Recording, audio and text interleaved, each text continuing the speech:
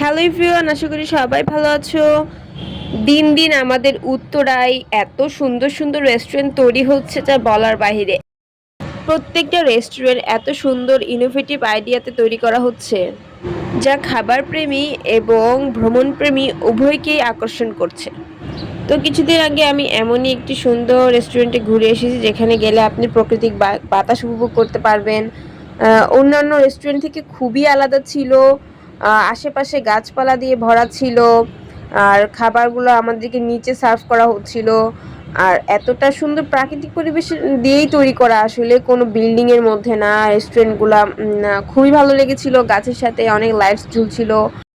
আমার কাছে মনে হয়েছিল ফ্রেন্ডদেরকে নিয়ে আড্ডা দেওয়া, হ্যাং আউট করার মতো অসাধারণ একটা প্লেস। আপনি যতই ক্রাউড করেন কারো ডিস্টার্ব হবে না। জায়গাটা ফোনে ক্যামেরা বন্দি করে যতটা না সুন্দর লাগছিল, সামনাসামনি দেখতে উপভোগ করতে আরো বেশি সুন্দর লাগছিল।